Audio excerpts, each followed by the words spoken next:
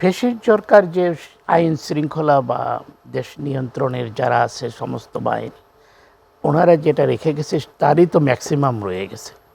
এখন তারা কতটুকু কী করবে, আমরা গত 1.5 বছর দেখেছি যে তাদের চিন্তা চেতনা জাতির জন্য মঙ্গলকর, কিন্তু তারা কতটুক সেটা বাস্তবায়ন করবে সেটার একটা শঙ্কা রয়ে গেছে। একটা সরকার যদি ভোটের মাধ্যমে না হয়, তার যদি জবাবদিহিতা না থাকে, তাহলে জাতির কোনো থাকে না, জাতির কোনো আশাকাঙ্ক্ষার প্রতিফলন হয় না। এই যে নির্বাচন বলে বলে করে তা আসলে হয় না, যেটা জনগণ চায় সেভাবে হয় না। এই সংখ্যা থাকতেই পারে, সংখ্যা তো হয়েছে। একটা দেশে প্রায় 17-18 বছর নির্বাচনবিহীন সরকার পরিচালনা করেছে, এটা তো জাতির কাছে একটা সংখ্যা হবে। কিন্তু মাইনুল ভাই, এই যে আমরা যদি বলি যে এখন হচ্ছে যেই রাজনৈতিক দলগুলো মাঠে আছে প্রায় সবগুলোই তারা হচ্ছে জুলাই অভ্যুত্থানের পক্ষের শক্তি। জি, এই দলগুলো থাকার পরেও, মাঠে থাকার পরেও এই 1.5 বছর আসলে এই সংখ্যার জায়গাটা কেন কাটলো না? রাজনৈতিক দলগুলোরও ভূমিকা কী ছিল, আপনাদের ভূমিকা কী ছিল? মানে একই প্রশ্ন আমি জাহিদ ভাইয়ের কাছেও রাখবো যে আসলে আপনারা জুলাই অভ্যুত্থানের পক্ষের শক্তি হওয়ার পরেও, রাজনৈতিক দলগুলো হওয়ার পরেও এখন পর্যন্ত এই পরিবেশ নিয়ে কেন প্রশ্ন উঠছে? রাজনৈতিক দলগুলোর ভূমিকা কী ছিল? এইখানে পরিবেশ এই কারণে উঠতেছে, ফ্যাসিস্ট সরকার যে আইন শৃঙ্খলা বা দেশ নিয়ন্ত্রণের যারা আছে সমস্ত বাহিনী, ওনারা যেটা রেখে গেছে তারই তো ম্যাক্সিমাম রয়ে গেছে। এখন তারা কতটুকু কী করবে, আমরা গত 1.5 বছর দেখেছি যে তাদের চিন্তা চেতনা জাতির জন্য মঙ্গলকর, কিন্তু তারা কতটুক সেটা বাস্তবায়ন করবে সেটার একটা শঙ্কা রয়ে গেছে। প্রশ্নপ্রাপ্ত চেয়ারম্যান মহোদয় সুদূর প্রবাসে থেকেও উনি এই জাতি এবং দেশকে যেভাবে চিন্তা করেছে, এটা আমরা অনেকেই ওইভাবে করতে পারি।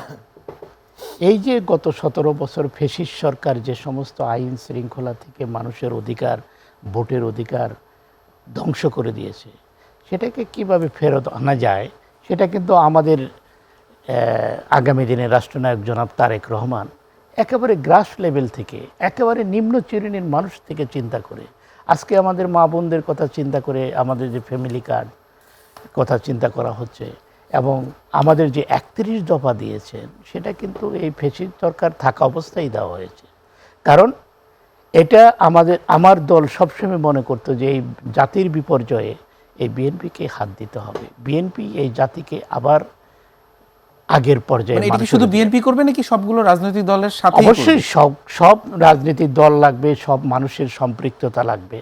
এইখানে গত সরকারের যেটা আমি ব্যক্তিগতভাবে বলবো যে গত সরকার 15 বছর বা 16 বছর তারা যেভাবে দেশটাকে চালাইছে, মানুষের প্রতি মানুষের যে আস্থা বিশ্বাস, সে জায়গাগুলো নষ্ট করে ফেলছে, ধ্বংস করে ফেলছে।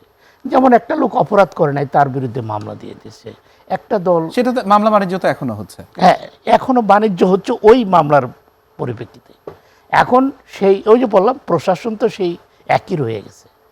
এই মামলা বাণিজ্য তো আপনি করতেছি না, প্রশাসনের মাধ্যমে হচ্ছে।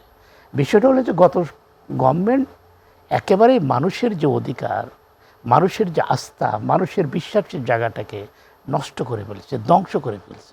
ফলে এই জাতিটা আর আস্থায় আসতে পারছে, যেটা প্রথমে আমাকে প্রশ্ন করছে।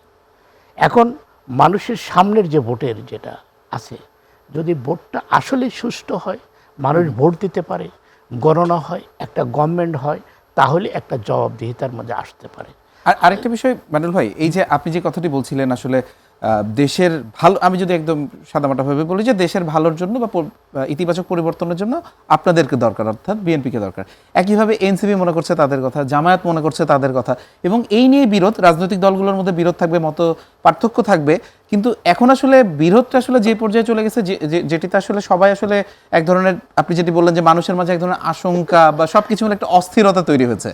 তো আসলে বিষয়টা কি, মানে মানুষ আসলে এই জায়গাতে আস্থা ফিরবে কিভাবে, যেখানে রাজনৈতিক দলগুলোর মধ্যে আসলে এত বড় আকারে মতভেদ দেখা যাচ্ছে বা বিশৃঙ্খলতা দেখা যাচ্ছে? না, এখানে বিষয়টা হলো গত গভর্নমেন্ট যেভাবে দেশটা চালিয়েছে, সে একক চিন্তায়, একক ক্ষমতা ধরে রাখার জন্য মানুষের সমস্ত রাজনৈতিক দল বলে, মানুষের কৃষক শ্রমিক যারই বলে, সবার অধিকারকে ক্ষুণ্ণ করে দিয়ে সে তার ক্ষমতা ধরে রাখার জন্য যত রকম কৌশল সেটা করেছে। কিন্তু আমার দল বরাবরই মানুষের অধিকার রক্ষার্থে যা যা করণীয় সেটা ইতিপূর্বেও করেছে, সামনেও করতে চায়।